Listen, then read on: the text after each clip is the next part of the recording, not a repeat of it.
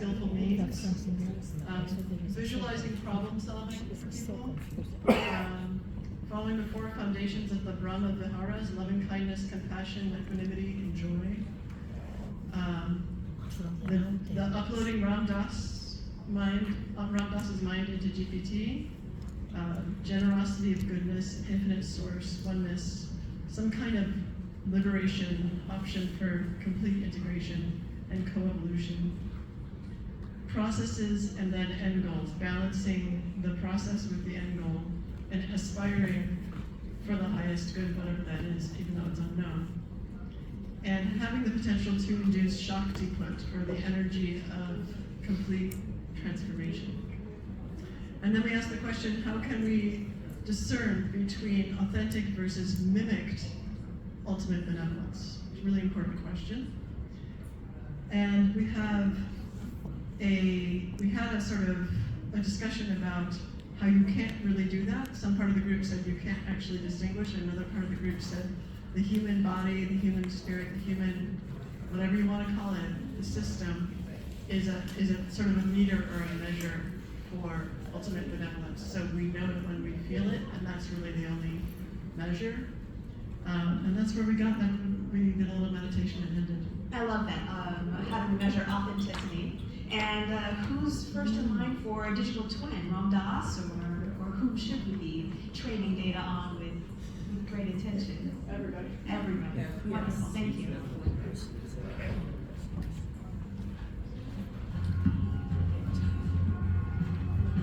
Yes. Hello, everyone. I'm Dan Hilton.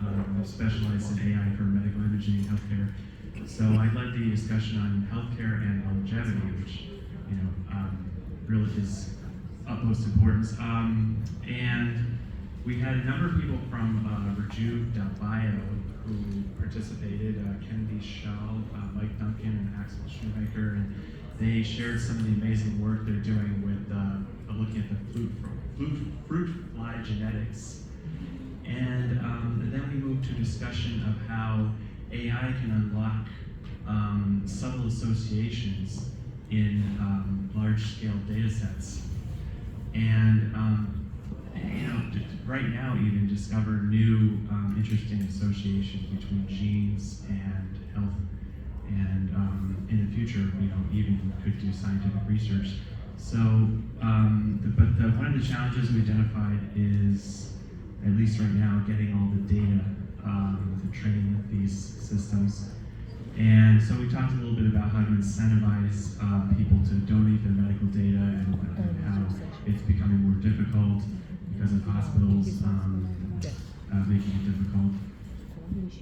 But then, and we talked about all the different types of data too: genetic, imaging, wearables, voice, eye tracking, smell, and facial expressions, body language, all sorts of things. Then we talked about the idea of having a personal AI doctor. I think that's something all of us are excited about, right? I think we're already close to that with GPT-4, and which has the ability to analyze images, and it does a remarkably good job of looking at radiology images, even though it wasn't specifically trained on that. So if it was trained on a much larger data set, I think it would be as good as a radiologist. I think there's some challenges we identified, like even if you had an AI doctor, that doctor still can't prescribe medications or tests. But it could certainly give you a lot of personalized health recommendations.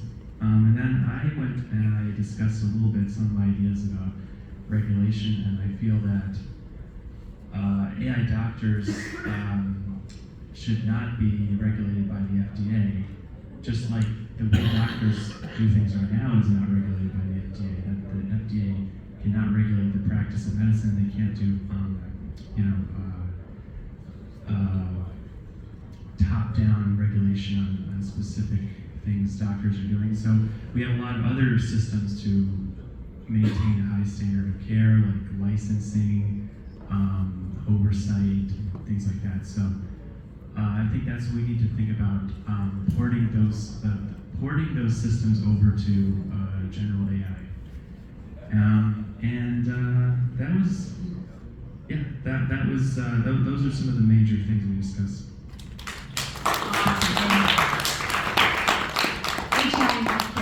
Perfect.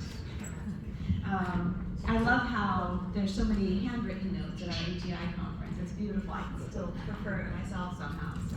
Hi everyone, I'm Logan. I'm at the Metaverse table, and we had some questions that we had put together formally, ethical development, deployment. We had some really honest reviews on how a simulation can just go one way or the other depending on the studio or the developers or the mindset of the game designers who are putting into that simulation. So it's really about understanding and putting together the council of teams around the ethics and the driving of the narrative and kind of those biases that get put into the models that the players using in the metaverse. Another question that we had is how can this deployment of the metaverse allow for more of a democratization of the of BGI and how people can be attributed to or access to it.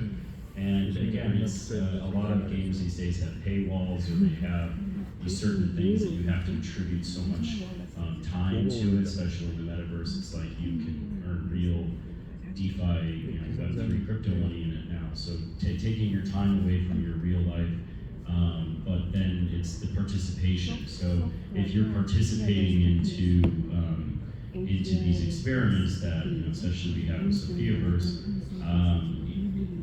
it's better than just being able to pay your way in. So this is some of the answers that we had in that regard. And this really revolved around, as a platform for equitable exchange between participants. So how do we amplify that by giving better access to people with less options traditionally? One of the last questions we had is how do we enhance the virtual ecosystem as a whole, leveraging BGI in the metaverse? And this is something that we kind of drew out of the crew that was sitting at this table, is because we can make the laws of physics inside of the metaverse however we want, and we can change the density of the light. It's like the rate of acceleration we can actually speed up time inside the metaverse, so models can learn much faster. We can run a multitude and a multiverse of the same. If we scanned this room in the metaverse, and we're talking about this, we scanned this room in the metaverse, we had everybody's kind of personality inside an avatar, and then we had them run all these different conversations that we had all week inside of a single metaverse, and then we turned that into a multiverse of different black boxes running the same room, having those different conversations. Could we get to BGI faster? And this might be a research topic in Sophiaverse moving forward. Fantastic, thank you very much. And I think such an important vector as well for education, right? Bringing all participants in the world into the arena of AI and AGI through games. Okay, thank you. I'm going to free fall here. I did not bring my notes with me, and that's okay, because I think our session was really interesting. It was on transhumanism, and we combined it with existential opportunity as adverse to existential risk. So what are the opportunities that we can employ, that we can look for? So we started out with, why do we need a philosophy? Why do we need a worldview? Well, it's pretty obvious from the last few sessions about why we need a philosophy. And I know philosophy isn't very important today, it's been downcast, but we have so many ethicists talking about ethics of what we're supposed to do, including utilitarianism, without the skill of reasoning, of questioning, of understanding different sides of the issues. And the core issue of philosophy, which is to understand human existence, to question, to search for meaning and knowledge, and to spread that through the various other domains of learning. So we started with the point of why do we need a philosophy of transhumanism? And then we went from there. Well, it was obvious to everyone at the table that, yes, we needed it, especially because we need virtue ethics. And that ought to have taken the place of utilitarianism, because virtue ethics has more volume, especially with beneficial AGI. So starting at that point, we moved quickly to what is the fundamental opportunity that all of us can share as human beings looking at AGI. Well, the fundamental opportunity became, well, how is it going to merge with us? Rather than looking at it over there, or that thing over there that we can understand, but yes, indeed, we can understand it because we have science fiction. David Brin is here, he's certainly thought about it. There's other science fiction authors, Caleb Chance, looking at it. But there's also the vision in our own minds to imagine the unimaginable. So the opportunities, yes, we can imagine them. We may not get them right, but we can imagine, and that imagination will take us to the next steps. So then we came back to, well, what are we doing here? And then someone very wise at the table said, we're like the mitochondria in the body.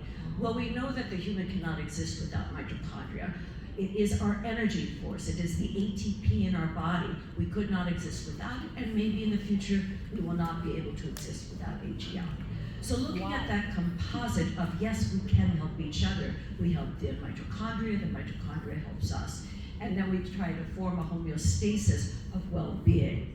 So from that perspective, then we went back around to the thing, okay, what if we were Australopithecus, or early Neanderthal hominids, sitting around a campfire in a cave with the pictoglyphs on the wall and the fire flickering them to animate? Would we be talking about what will the Homo sapiens sapiens be? And maybe we should be very careful of what they could become. There could be a Hitler or a Putin or someone very disastrous and dangerous.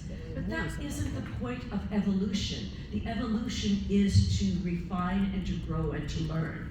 So we wrapped it up with the greatest opportunity that we have for us is not focusing only on the risks or only on the opportunities, but focus on how we can adapt and change. And that brings us back to the core of transhumanism, which is the only worldview, and someone correct me if I'm wrong, that has really ardently looked at AI from Marvin Minsky early on at our meetings to where we are today with Ben Gertzwein and others here who are very knowledgeable and visionary. And we need to keep that vision going, thinking about virtue ethics and thinking about our imagination and thinking about why we need a worldview to help us look at all these questions and look for answers and question ourselves continuously.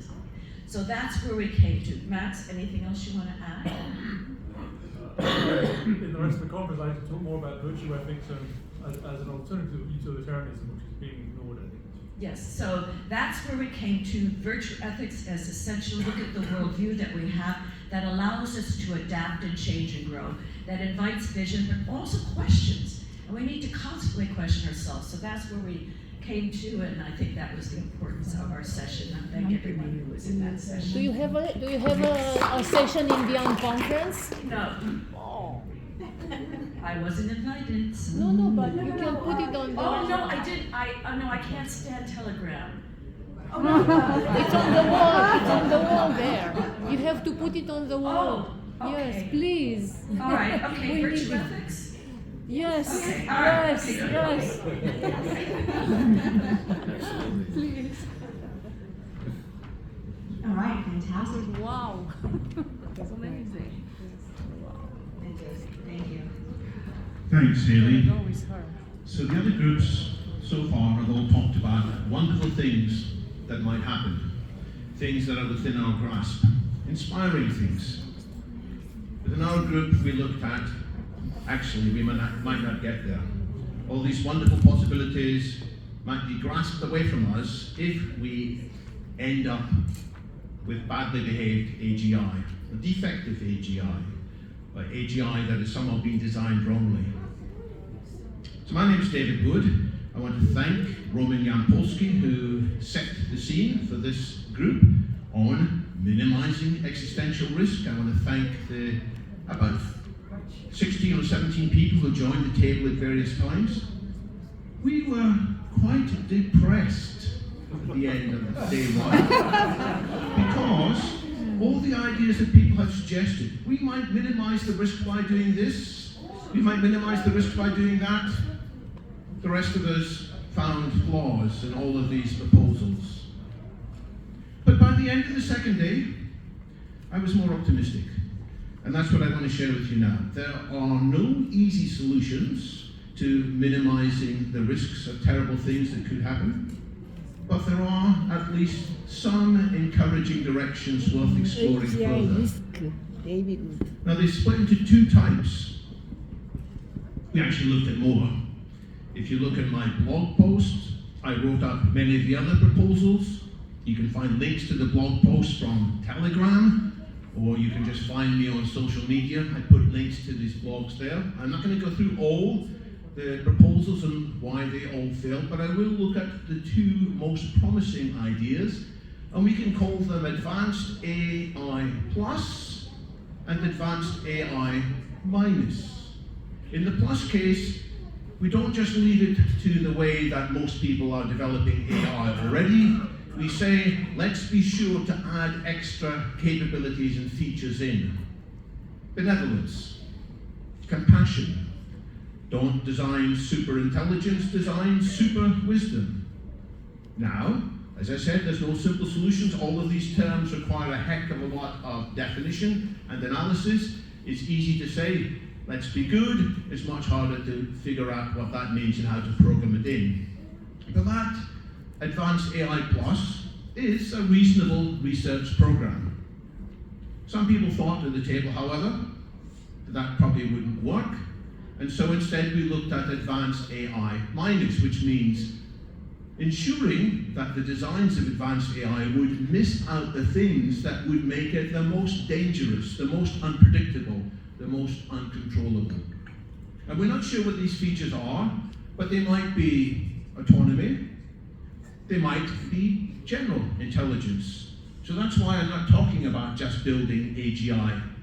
I'm talking about building advanced AI, but either with more or with less.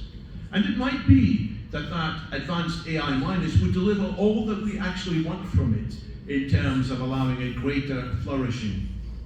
So there are two main research projects, but the really tough thing is this. Some of us might manage to do these research projects, but in the meantime, the rest of the world has other ideas on how to build AI. So we might design super wise AI, whereas other corporations or other groups are building super intelligence that's not wise. And that will get out there and do the damage that we're afraid of. So how do we change not just our own development team, but all the other development teams around the world? And that's where things get truly hard, but there are still 4 ideas on how we can do that. It's to change the context in which all development is done throughout the world. The first is education. We must make people aware of what are the true risks, the existential risks, the catastrophic risks of AI going wrong. Not the Hollywood naive versions, not the theoretical paperclip maximizer versions, but the versions that people can understand much more fully. So we need a much better education to go around the world, to shake people out of their complacency and to make people realize, hey, we've really got to work on either this advanced AI minus or advanced AI plus. There has been some good examples of this in the past. In the 1980s, the world was not sure how we could cope with a runaway nuclear arms race. And then perhaps one of the best films ever, The Day After, was made and shown on public television in 1983, which shocked civilians around the world to their core. When they say ordinary people, when they saw ordinary people in the films going about their lives and then being vaporized because of the foolishness of starting a nuclear war. And people all over the world said, now I get it, and we got to slow down. And the world has probably been safer against the threat of nuclear war since then. So education's the start. But my goodness, there are many of us who are resistant to education, aren't we? Many of us are quite sure we know what we believe, and we're damned if we're going to listen to somebody telling us something different. So that's where the second, and possibly the most crazy idea comes in, which is we have to spread a new mental attitude around the world. And make people more compassionate, make people more open-minded, make people more humble. And how on earth is that possible? Well, maybe it's practical transhumanism. Some people at the table spoke about rolling out various psychedelics, or using various other electronic means or biochemical means to put us all into a more tolerant and more open frame of mind. Now, we've been anticipating this in the transhumanist community for decades. It hasn't happened, but maybe we've got to hurry it up and make sure that our leaders are, therefore, much more open-minded.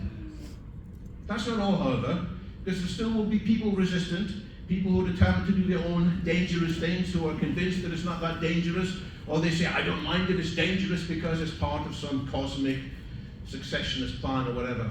So to prevent these people, the final thing we need to do, and I hark back to some very wise slide from Mihaela yesterday, it's all about incentives, stupid. We've got to change the incentives that people operate within. And incentives mean, first of all, society should reward people who create public goods. Second, there should be monitoring of bad, destructive behaviour. And third, there does need to be sanctions or regulations against that bad or destructive behaviour. Not every behaviour, by no means, but there are some things that society may decide, actually this is too close to the wind, so we have to get on with that regulations. And the final bit of context is we need to get narrow AI helping us as fast as possible in this. AI that we can trust, AI that can look at all the kinds of things that we were discussing in our panel and can help to analyse it, because maybe there's other parts of the context which, if we could change it, would be made even more effective. So let's get narrow AI to help us with the systems analysis of what is in actual fact a poly-crisis rather than just a single risk of AI. And maybe that narrow AI will help us, therefore, to truly get safely to the wonderful future that all the other groups are thinking about. As I said, you can read a longer version of this on my blog, or you can see a nice picture of it on the Telegram channel. I encourage you to look at that and come and chat to me about it afterwards or during the unconference. Thanks again. Do you have a session or not?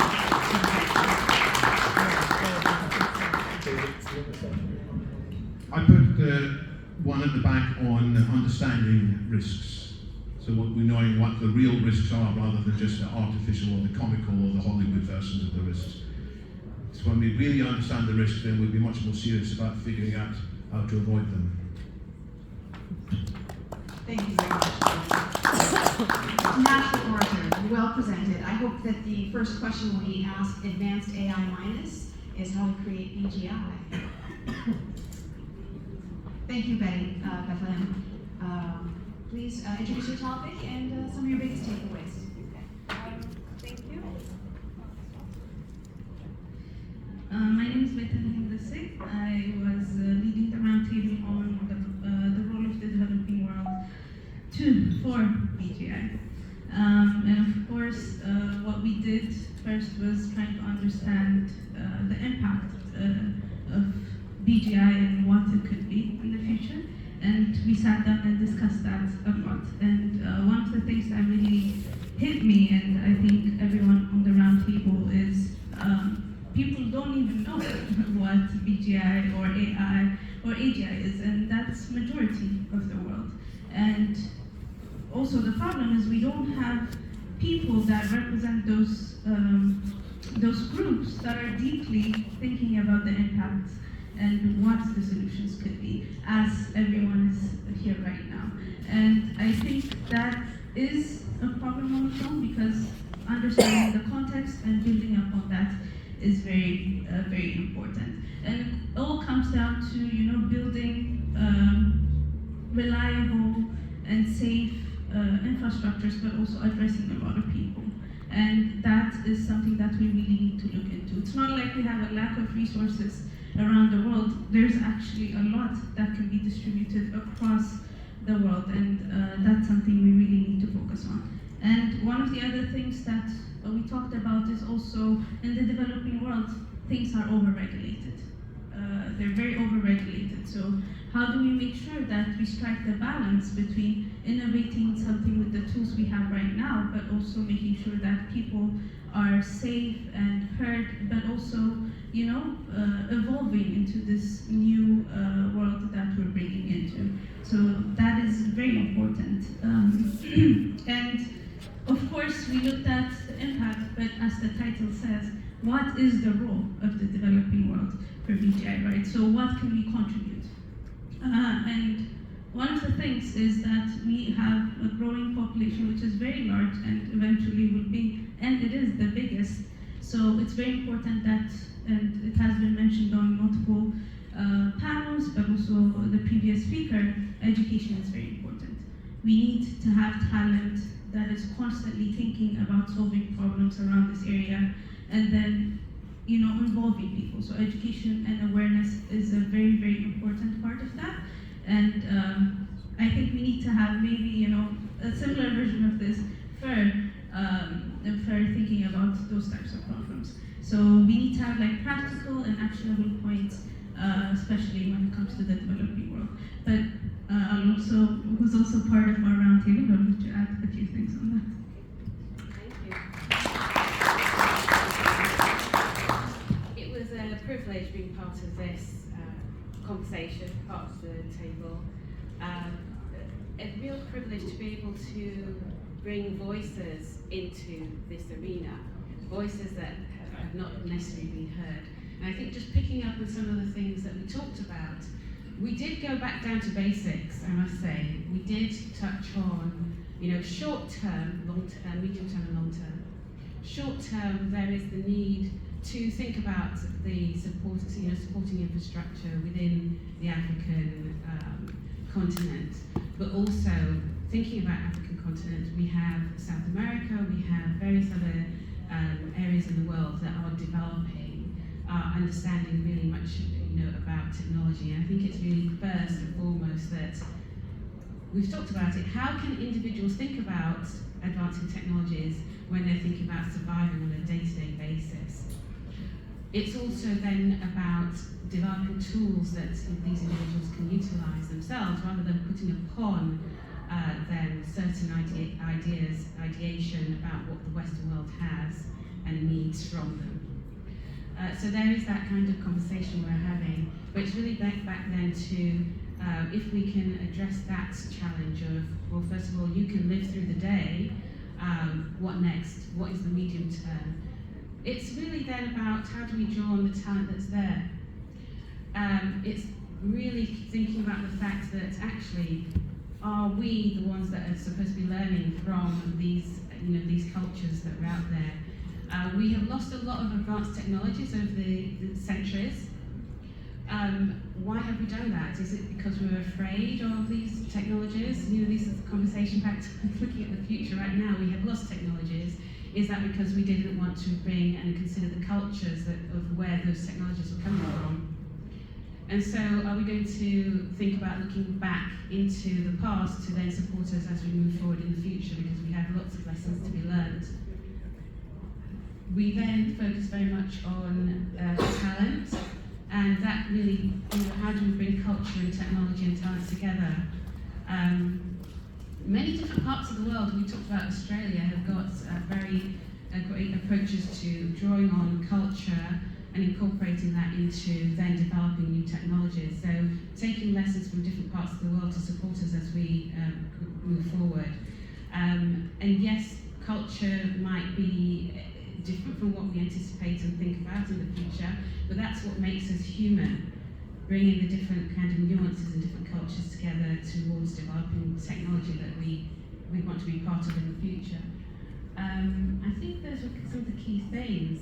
You know, you just we really honed in on the talent aspect of it, and that there is a lot of resilience and necessity in how individuals are driving forward and building a life in these developing arenas, bringing that to the fore and utilising that and supporting that, and not necessarily going in and saying this is the way that we should be considering about developing technology, and listening and learning from what's happening on the ground in these different locations. I think it's going to support us as we move forward and develop what AGI looks like in the future. Beautiful. Thank you. They're going to right there. Perfect. Fantastic. Excellent.